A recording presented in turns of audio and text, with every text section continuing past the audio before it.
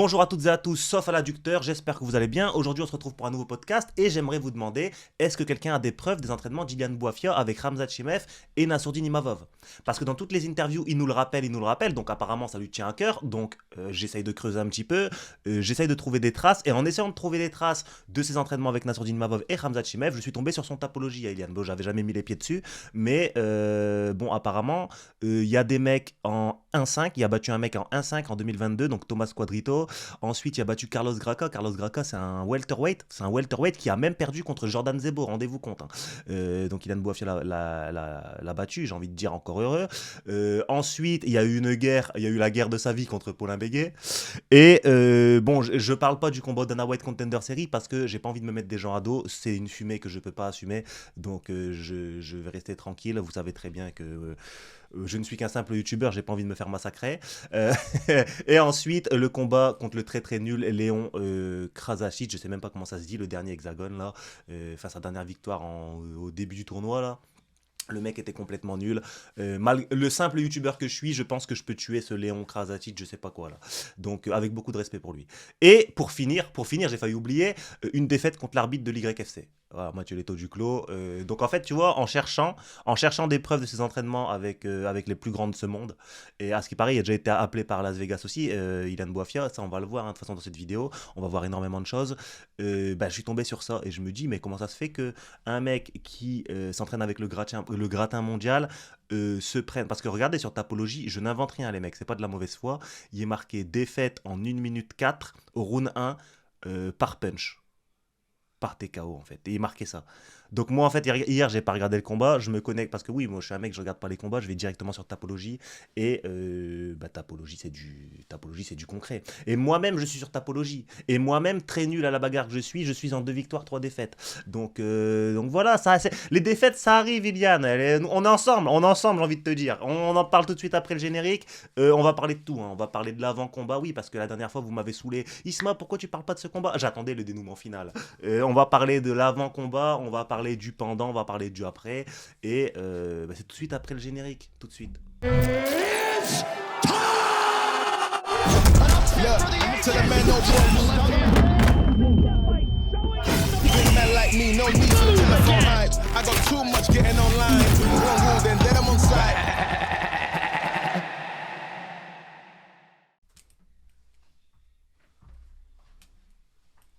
Ah, j'étais en train de m'entraîner à faire la fameuse célébration là. Bon, c'est parti les mecs.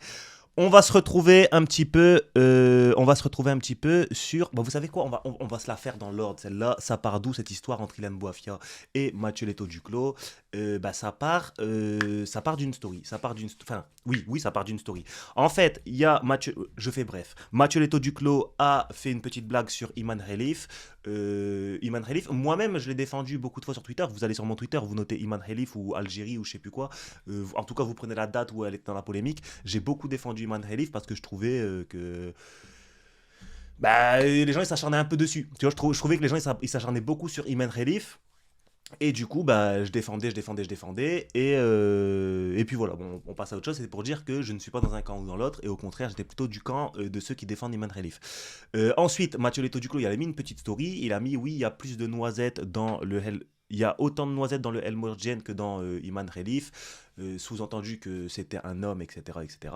Ça, c'est pas passé pour Ilan Bouafia et même Sohaib Bouafia qui est son frère. Ils l'ont directement interpellé. Oui, t'es sérieux, Mathieu, etc. Et là, la petite guerre elle a commencé. Et en partant de là, tu te dis bon, Mathieu il fait une petite blague. De mauvais goût ou pas, Ilian et son frère le prennent mal parce que Iman Khelif c'est une Algérienne.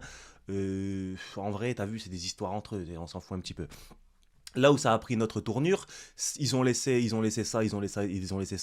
Et quand le tournoi a été annoncé, Ilan Bouafia met une story en disant le facho, j'arrive. Alors là, c'est aussi tout l'enjeu du débat, c'est pourquoi dire que Mathieu Leto c'est un facho? Juste parce qu'il a dit que Iman Khelif avait autant de noisettes en elle que dans le El Morgen? Est-ce que ça suffit à dire que quelqu'un est facho? Juste ça, je pense pas. Maintenant, ce qui a été aussi ajouté sur la table, c'est oui, Mathieu Leto Duclos il est sponsorisé par Kalos. une marque de facho, etc., etc. Ok, il n'y a pas de souci. Si vous voulez dire ça, il n'y a pas de souci. Maintenant, moi, Ilian Boifia, j'ai juste une question à lui poser, c'est que euh, euh, Kalos, c'était aussi suivi par Axel Sola, c'était aussi suivi par Virgil Haugen, c'était aussi suivi par énormément de personnes que tu suis, et tu les suis encore et tu leur as jamais reproché. Alors j'ai vu qu'avec le temps, Axel Sola, brave homme, a unfollow Kalos, etc. Mais au moment de la polémique, Kalos était suivi par des personnes que tu suivais aussi, et tu leur as pas fait ce reproche. Donc moi j'avais même tweeté ça à l'époque, je sais plus j'avais tweeté quoi, j'avais tweeté oui, j'avais tweeté quoi, indignation à géométrie variable, etc. Puisque oui, tu t'indignes quand c'est Mathieu Leto et pas quand c'est d'autres. Et j'irais même plus loin que ça. Quand c'était pour faire une vidéo Karaté Bushido avec Mathieu Leto Duclos qui était déjà sponsorisé par Kalos, ça ne t'a pas dérangé et tu savais très bien ce qu'était Kalos à cette époque. Mais le buzz Karaté Bushido a aidé à faire passer la pilule, je pense. Bref, ça c'est pour la genèse du truc. Et là, on va rentrer un petit peu dans le combat vraiment l'avant-combat, c'était vraiment il y a longtemps. Là, on va rentrer vraiment dans l'avant-combat. Je tiens aussi à dire que cette vidéo, je vais essayer du mieux que je peux. Du mieux que je peux, je vais essayer. Je vais essayer d'être juste. Ça va pas être facile parce que, comme j'ai dit, moi, je ne l'aime pas, Ilian Boifia. Et je suis très honnête, je le dis. Je ne l'aime pas. Malgré ça, je vais essayer d'être le plus juste possible dans cette vidéo parce que moi, sur ma chaîne, mon but, c'est d'être taquin, mais quand même avec un fond de vérité, tu vois. Donc, avec beaucoup de malhonnêteté, ça c'est vrai.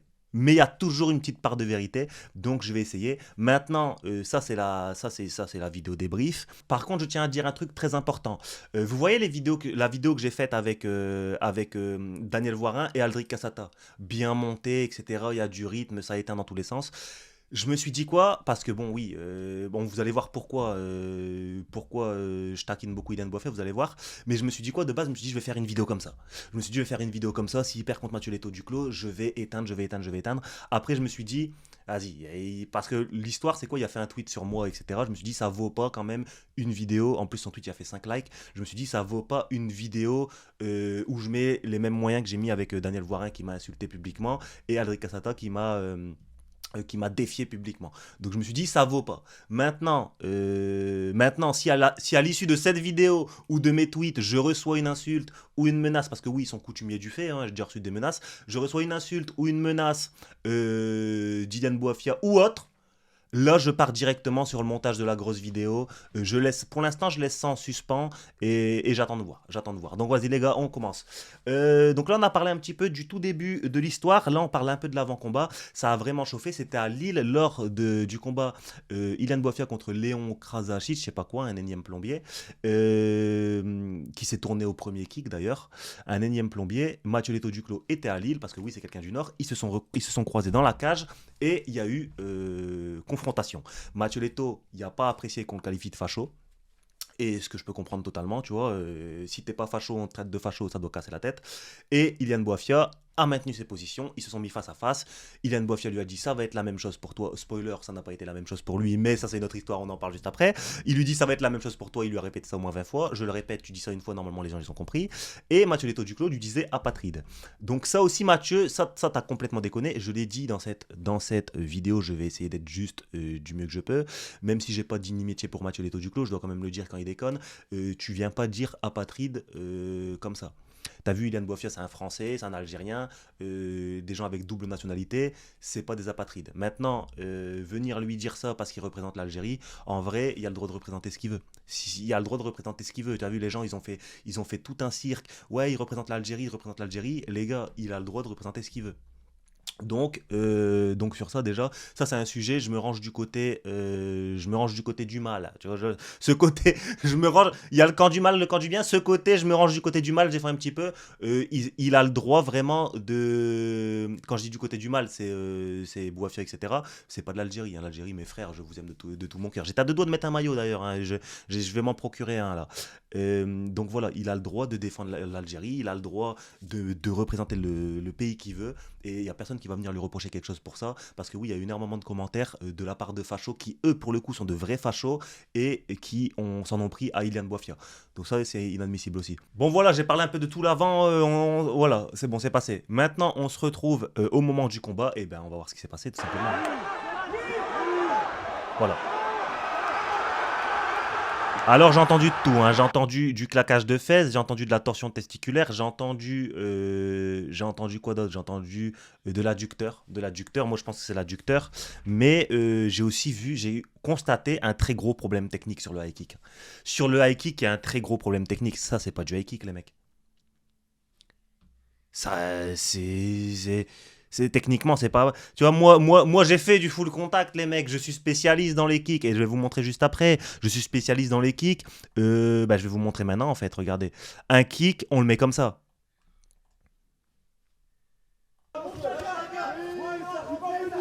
Boum, boum. Bam, ça monte. Tu vois? Boum, boum. On attend. Oh, bam, ça monte. Vous voyez la posture? En fait, c'est la posture qui est importante. En fait, dans le kick, c'est beaucoup la posture. Vous voyez? Là, il y a de l'engagement. Là, il y a de la posture. Là, tu ressens quelque chose, tu vois. C'est très important. Tu peux pas te permettre de mettre tu mets des kicks n'importe comment. Tu te blesses après, tu vois. Après, tu te blesses. Regardez. Vous voyez la posture? La posture n'est pas la même. En fait, il y a le... En fait, faut que... Oui, c'est moi sur la vidéo. Hein. En fait, il faut que ça pivote. Le pied d'appui, il faut qu'il pivote quand tu mets le kick. Et là, malheureusement, avec beaucoup de respect pour Ilian Boifia, bien sûr, toujours, le pied d'appui n'a pas pivoté. Donc, en fait, tu te retrouves dans une situation où tu veux envoyer un coup vers là-bas, mais tu restes vers là. Donc, en fait, il y a croisement et l'adducteur, il prend un coup dans la gueule directement. Donc, ça, ouais, ça, c'est aussi un gros souci technique. Avant tout. Et ce que je disais aussi, c'est peut-être que c'est à cause des hugs. J'ouvre une enquête parce que regardez, l'échauffement. Alors attendez, il faut que je mette bien l'écran. Je vais vous mettre bien l'écran comme ça vous voyez. L'échauffement d'Ilian, c'était ça. C'était en hug. Et ça, peut-être que ça a joué aussi, les mecs. Parce que le MMA, c'est un sport de détail. C'est un sport de détail. Et il faut faire vraiment attention à ça, tu vois. Donc voilà. Donc ça, c'est des trucs à prendre en compte. Mais nul doute qu'Ilian est un grand professionnel, il saura en tirer leçon. En tout cas, moi, ce que j'ai pu remarquer quand même, c'est que au niveau du kick, on n'était pas tip top. Mais c'est des choses qui arrivent, c'est pas grave. Hein, c'est pas grave, c'est pas grave. Je voulais vous montrer quoi? Je voulais vous montrer... ah oui, au passage, j'ai dit, on t'a dit arrête la high kick, etc. Parce que même à son combat contre au Dana White Contender Series, la high kick, c'était pas trop ça, il faisait que tomber. Donc il y a un problème technique, hein, il y a un problème technique, ça, c'est la hanche. Hein. C'est la hanche. Et je vais vous montrer aussi, parce qu'au début, je vous ai dit, oui, moi je l'aime pas, Ilian Boifia, et vous avez dit, mais pourquoi il aime pas, etc. À l'époque, il y avait déjà eu 2-3 histoires et ça s'était tassé, on avait discuté en privé, etc. Et ça s'était arrangé. D'ailleurs, il y a des trucs que j'avais pas compris. Donc à l'époque, ouais, je crois que j'avais fait un tweet, j'avais dit, au lieu de... Parce qu'à l'époque, le PF ne payait pas les combattants, et j'avais dit, ouais, et il payait Marc Godard, je sais plus combien cher. J'avais juste dit, oui, au lieu de payer les combattants, il préfère payer Marc Godard, alors que c'est un arbitre, tu vois, bon voilà. Et... à la suite de ce tweet, ça m'a valu des menaces, ça m'a valu moult menaces, etc. Donc ouais, ça part entre guillemets de ça. Bon, après ça s'est tassé, on a parlé par privé, en message privé, etc. Et voilà, c'est passé. Quand il a perdu au Dana White Contender, quand Ilian Boifia a perdu au Dana White Contender Series, vous vous rappelez, j'avais fait une vidéo. Débrief, tu vois, comme je fais une vidéo tout le temps. Et je lisais les commentaires. Tu vois, je lisais les commentaires, comme je le fais tout le temps. Je dis, vous vous rappelez de la période, surtout cet été, je disais, les gars, vous en pensez quoi de ça? Je vais vous lire en vidéo. Et je lisais les commentaires. Malheureusement, quand il a perdu Dana White Contender Series, les gens l'ont allumé, mais j'ai lu les commentaires qui étaient devant moi, tu vois. Et à la suite d'avoir lu ces fameux commentaires, j'ai eu quelques échos, parce que oui, on n'habite pas trop loin et on a des gens en commun. J'ai entendu qu'il était vraiment pas content parce que dans cette vidéo je mets en avant les mauvais commentaires, mais il y avait que des mauvais commentaires en fait, que soi-disant je le pensais mais que je faisais passer ça sous l'ardoise des commentaires. En gros, je le pensais vraiment, mais au lieu de le dire moi, je faisais passer ça sur les commentaires. Mais non, je lisais juste les commentaires. Et même dans cette vidéo, Ilian, dans cette vidéo, je t'avais défendu. J'avais dit, ouais, non, en vrai, il a juste perdu, vas-y, on s'en fout. Il a juste gagné, mais il a juste fait une mauvaise performance. On s'en fout, c'est pas la fin du monde et tout. Je l'avais défendu. Et malgré le fait que je l'ai défendu, j'entends quand même des trucs comme ça. Mais c'est pas grave, je me dis, c'est pas grave, on va laisser, je m'en fous, c'est pas grave, vas-y, de toute façon je fais des vidéos, c'est le jeu, il y a pas de souci, y a les gens qui prennent mal les choses, ils interprètent mal, il y a pas de souci. Mais lui, ça lui est resté en travers de la gorge. Et ce qui a fait, c'est que quand j'ai combattu en septembre, j'ai perdu. Oui, pardon, géante. Pardon, géante de cette. Ça m'arrive de perdre aussi, les mecs. Je peux pas toujours éteindre. J'ai perdu. Et ce qu'il a fait, c'est que. Et le combat n'était même pas diffusé. Il n'y a même pas eu. Je crois qu'il y a eu un post sur les réseaux sociaux, mais bref, le combat n'était même pas diffusé.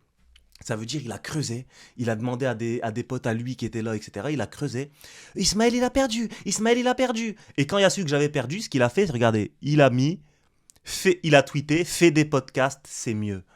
Et après, il a tweeté encore, non, en vrai, même les podcasts arrêtent. J'ai dit, bon, son tweet, il a fait, à l'époque, là, je lui ai encore donné un peu de gaz à son tweet, mais son tweet, il avait dû faire 15 likes. 15 likes à l'époque, je me suis dit, allez, c'est bon, c'est pas grave, je m'en fous. Mais je me suis dit, quand même, ça reste là. Et là, bon, j'ai répondu, hein, les mecs. La dernière fois que j'ai perdu un combat amateur, il a tweeté ça sur moi. La justice de Dieu, il y en a. La vidéo débrief arrive. La vidéo débrief nous y est actuellement. Et voilà. En fait, je me dis juste que c'est. Je me suis pris une balle gratuite, les mecs. Je me suis pris une balle gratuite, j'ai dû la rendre. Mais voilà, c'est pour expliquer pourquoi j'aime pas trop Ilan Boifia. Maintenant, et aussi pour le comportement, etc. Mais comme je l'ai dit, cette vidéo, je vais essayer d'être un maximum juste. Ouais, on se rappelle aussi de cette vidéo, hein, ton objectif c'est Vegas, moi ils m'ont déjà appelé, son fameux clash avec Wally Tandja, etc. Voilà, parce que l'arrogance précède la chute. Ça c'est indiqué, l'arrogance précède la chute, les gars. L'arrogance précède la chute. À chaque fois qu'un mec sera arrogant, il va finir par chuter, tôt ou tard. Tôt ou tard. Alors attendez, vous en pensez quoi? Je vais vous lire en vidéo. Ah, je l'ai enlevé de mes signés, mais bon, pas grave. Ça, on va le lire après. Pour le kick, on a déjà vu. Aussi, parce que j'ai fait pas mal de tweets un peu taquins, tu vois, on rigolait pas mal. Voilà, j'avais le tweet où je disais, ouais, c'est comme ça qu'il faut mettre un high kick. Et un mec me dit, Isma, t'es rigolo, mais s'il t'attrape à un moment, faudra pas pleurer. Mais moi, je le dis clairement, les mecs, en tant que rigolo, j'irai devant la justice prendre mes indemnités, parce qu'un méchant combattant pro m'a frappé, ou a commandité mon passage à tabac. Et mon avocat est déjà au courant, parce qu'en fait, je vous explique un truc, les mecs, 2026, pour proposer toujours plus de divertissement dans ce monde de fous, j'ai dû m'accompagner des meilleurs. Donc là, en fait, le jour, comme je l'ai dit, hein, il y a deux choses. Le jour où je reçois une menace ou au coin d'une ruelle, je me fais tirer par le col, je dis reviens voir 2 minutes. Bah, à la suite de ça, il s'en suivra une vidéo exceptionnelle. Pas forcément que sur Ilian, hein, t'as vu, là, je parle d'en général. À la suite de ça, il en sortira une vidéo exceptionnelle et maître, je ne peux pas dire son nom, mais l'avocat saura défendre ce dossier devant la justice. Bon voilà, 4 heures du matin les gars, 4 heures du matin, oui tout à l'heure à 4 heures du matin, je me suis réveillé en sursaut. Je me suis réveillé en sursaut parce que j'ai oublié d'envoyer un message à Mathieu Leto Duclos, déjà pour lui dire félicitations pour sa victoire et pour lui dire de ne jamais accepter une revanche. Il était trop au-dessus. Mathieu Leto Duclos, il était carrément au-dessus lors de cet affrontement. Il faut pas se fatiguer à faire une revanche, Mathieu. Mathieu, si tu m'écoutes, ne fais jamais de revanche, hein. Bon, ça sert à rien, là. Tu viens de gagner en 1 minute. En 1 minute, Grand Pound de fou furieux. Bah, ouais, tu ne fais pas de revanche, Mathieu. Jamais. Voilà. Ouais, parce qu'apparemment, Mathieu Leto Duclos, dans son interview d'après-combat, il disait aussi, il dit, oui, quand j'étais voir Ilian Boifia pour lui dire, parce qu'à la fin, tu vois, bon, il a quand même été fair play, etc. Il lui a dit, ouais, c'est pas grave, je te respecte en tant que combattant, etc. Ilian lui a dit, ouais, garde la ceinture au chaud, j'arrive. Ben non, hein, Mathieu, non, non, non, non, non, non, non, non, pas de non, hors de question ça. Non, non, c'est hors de question. Pourquoi c'est hors de question, Mathieu? Pourquoi c'est hors de question? Parce que, je vais t'expliquer pourquoi, moi. Parce que regarde, tu as gagné clairement, Mathieu. Et je l'ai dit, je viens de voir le combat Ilian Boifia, enfin je viens de revoir après analyse le combat Ilian Boifia contre Mathieu Leto Duclos, et vous voyez quand Ilian Boifia met le high kick, en fait c'est Mathieu Leto Duclos qui met un coup de tête dans sa jambe, et c'est ça qui met fin au combat en fait. Donc, le game plan de Daniel Voirin, je pense que ça a été travaillé en amont, et quand il y a une domination comme ça, il faut pas de revanche, ça sert à rien. Ça sert à rien, on a tout vu. Donc voilà. Et enfin, les gars, on y arrive. Vous en pensez quoi, les gars? Parce que oui, bon, vous avez compris, ce podcast, il n'est pas énormément sur le combat, il est beaucoup sur l'avant, beaucoup sur l'explication du pourquoi, du comment, et parce que le combat n'a duré qu'une minute. Le combat n'a le combat n'a duré qu'une minute, mais voilà. Bah oui, parce que je me suis dit, il va avoir la monnaie de sa pièce, et aujourd'hui, je suis venu rendre l'argent. On lit les commentaires, les gars. Je vous ai dit, vous en pensez quoi, les gars? Je vais vous lire en vidéo. Nous sommes en vidéo. Let's go, c'est le moment de vous lire. Warren qui envoie un staphylocoque dans les couilles de Boafia. Défaite par torsion testiculaire, c'est du jamais vu dans l'histoire du MMA. Il n'a pas digéré les cours de gym dans sa prépa. Il n'a pas intégré les cours de gym dans sa prépa. Duclos qui montre son... Donc voilà, attends, parce que là, l'autre fois que j'ai fait une vidéo comme ça sur Ilan Bouafia, en lisant les commentaires, il disait que ouais, j'ai dit ce que je pense à travers les commentaires. Donc là, j'ai bien dit ce que je pensais avant. Tu vois, il y a bien des parties, je crois même que je vais chapitrer, hein. Il y a la partie où moi je dis ce que je pense, et là, c'est les commentaires. Voilà. Duclos qui montre son protège-dents avec écrit en gros Kalos dessus pour troll à la fin du combat et qui dit restez droit, Dieu vous le rendra. C'est vrai, ah oui, parce qu'on n'en a pas parlé. À la fin du combat, Mathieu Leto Duclos l'a dit. Il a dit restez droit, ne soyez pas des ordures, ne vous comportez pas comme des merdes et Dieu vous le rendra. Bon, j'ai mélangé un peu de la fin du l'interview d'après-combat et l'interview directement dans la cage et l'interview après qu'il a fait sur les médias. En gros, il a dit ça. Il a dit peu importe votre religion, comportez-vous bien, on vous le rendra. Comportez-vous mal, vous serez puni. Il a dit ça, Mathieu Leto. Bon, voilà, c'est les propos entre guillemets Mathieu Leto Duclos. Je suis pas croyant, heureusement, parce que on a l'impression que Dieu a eu envie de donner une punition divine. Ça colle tellement bien avec ses stories pré-fight. Il faut qu'ils organisent une revanche. Oh non, non, non, non, non, non, non, non, non, non, non. Ah non, il n'y a pas de revanche là, les mecs, hein. Là, Mathieu Leto, il va aller en finale. Il n'y a pas de revanche. Ah, je veux pas voir de revanche. Moi, Mathieu Leto, tu fais pas ça, hein. Je ne sais pas trop ce que j'en pense. Par contre, la musique d'entrée de Ilian, j'ai surkiffé. L'opposant, c'est un bâtard. Il voit le mec en cuillère par terre, mais il se donne corps et âme pour le finir, sans parler de l'arbitre qui est occupé à draguer l'Octagon Girl au lieu d'arrêter le combat. Bah, en fait, le truc, c'est que c'est un combat à tension. C'est un combat où tu as envie de finir. Mathieu, il voit quoi? Il voit Ilian tomber. Il se dit, bah, je vais finir rapidement, tu vois. Ça, on peut pas lui reprocher. Voilà. Ilian qui simule la torsion testiculaire pour éviter de se faire mêler par Ibra TV après le combat. C'est potentiellement un bon prospect, mais il a manqué de respect à la RES en disant que ce n'était pas son niveau, qu'il visait plutôt l'UFC. Au final, on le retrouve à l'Hexagone avec toujours la même arrogance. Mais exactement. Mais et ça, je me rappelle la conférence de presse où Ilian dit ouais, non, moi la ceinture de la RES, elle m'intéresse pas, c'est une étape pour aller à l'UFC. Moi, l'UFC m'ont déjà appelé. Moi, c'est l'UFC, l'UFC. Au final, je l'ai dit tout à l'heure, l'arrogance précède la chute. Et c'est même pas méchamment que je dis ça, tu vois, c'est vraiment un vrai truc que je dis. Et globalement, même pas forcément que sur lui, l'arrogance précède la chute. L'arrogance précède la chute, les gars. Donc, faire attention à ça. Parce que au final, là, il se retrouve à l'Hexagone, en train de se faire battre par Mathieu Leto Duclos. Des gens qui étaient à l'ARES, je peux dire que, par exemple, Virgil Haugen, Ilian ne passe pas Virgil Haugen, il passe pas Shigemoto, Valentin, là, Robert Valentin, et je pense pas qu'il passe non plus. Donc voilà, il y en a pas mal. Il y a de l'opposition, il faut respecter un petit peu les organes dans lesquels on est. Dommage de finir comme ça, car très belle carte avec de belles confrontations. Leto a lancé un sort, je vois pas autre chose pour réussir. On lui a tiré dessus ou quoi? Tu t'es planté sur la condition physique des deux. Bouafia est en surentraînement et Jet cutting trop important. Thibaut InShape, il est rentré dans sa tête. Bah, c'est vrai que bon, Ilan Bouafia a sûrement fait sa prépa pendant le Ramadan.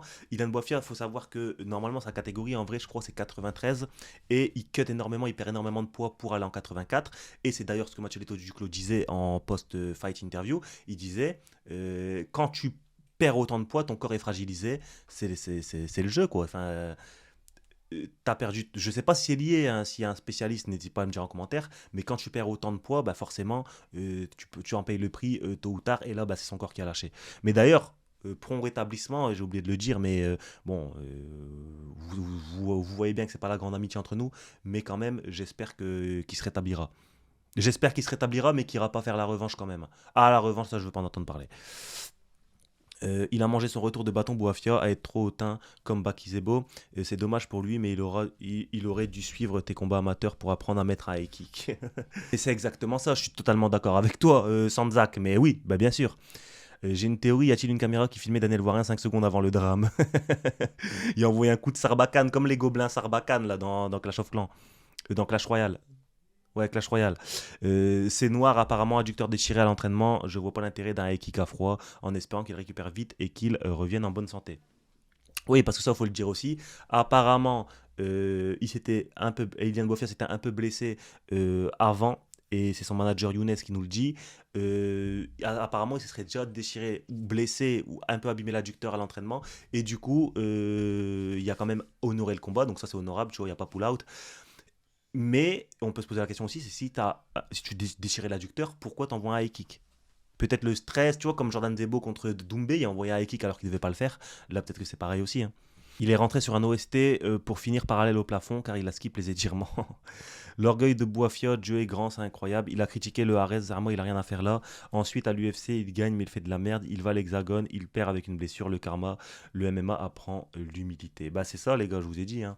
L'arrogance précède la chute. Et oui, j'ai bien liké. Les tweets que je like, c'est que... Oui, je suis d'accord, oui, voilà. Que la salope galérien s'est bien fait niquer par... Non, ça, tu vois, lui, je vais le bloquer là.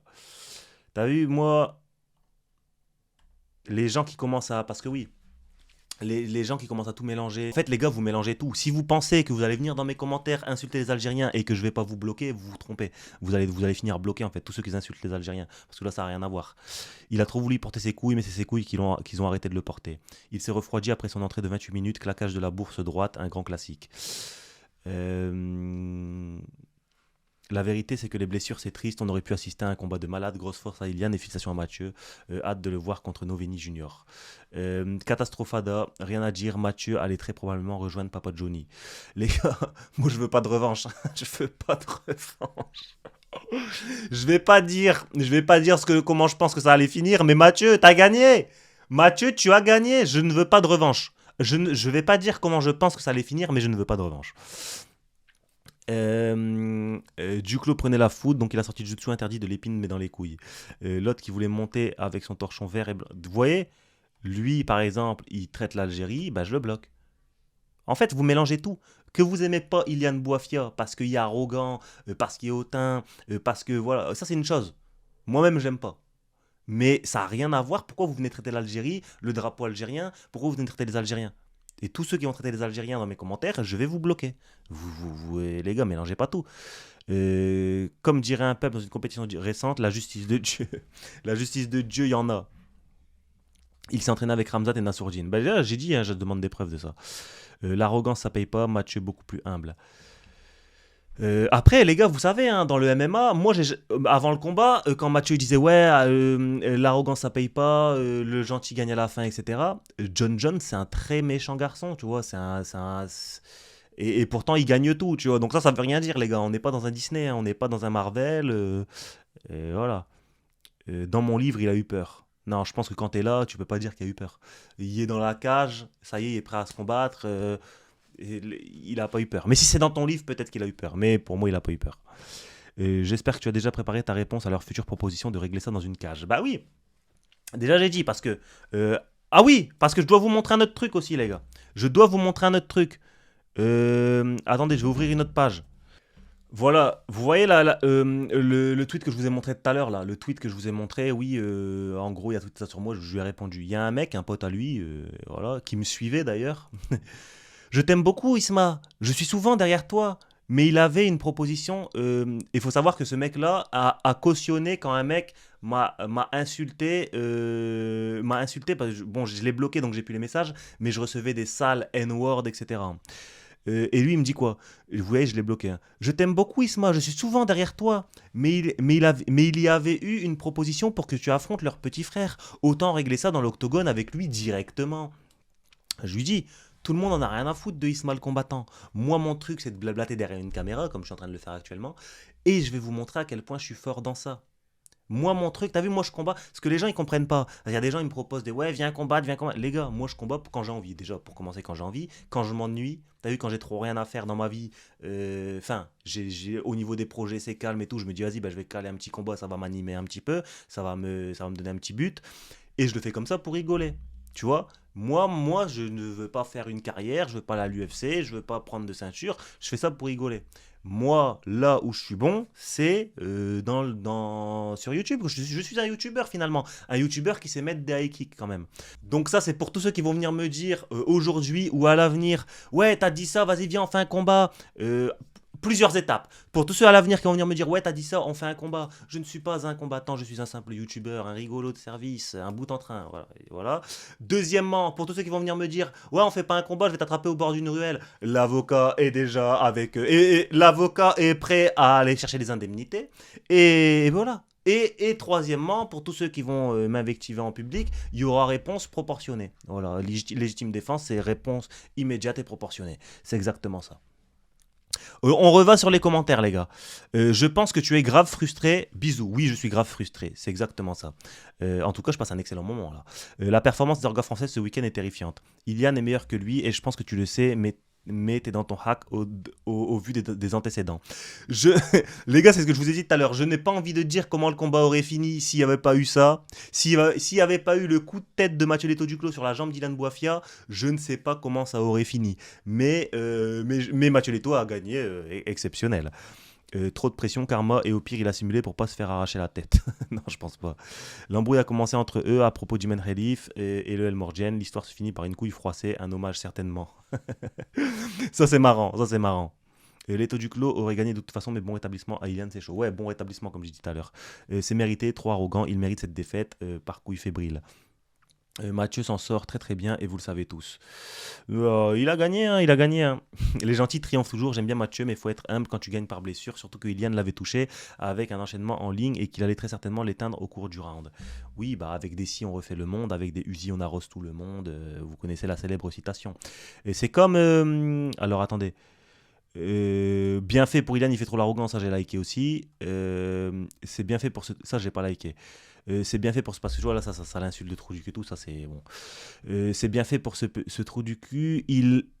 Qui a voulu ethniciser son combat en plus pour un sport de merde où le but c'est de perdre des neurones, qu'il nous parle plus de l'Algérie, qu'il ne parle plus de l'Algérie ce Google. Fais ton trash talk d'attardé, mais nous mets pas dedans. Merci d'avance pour la réponse positive. Bon, on a lu un peu tous les commentaires là. Qui fait le malin tombe dans le Warin. RIP Bozo.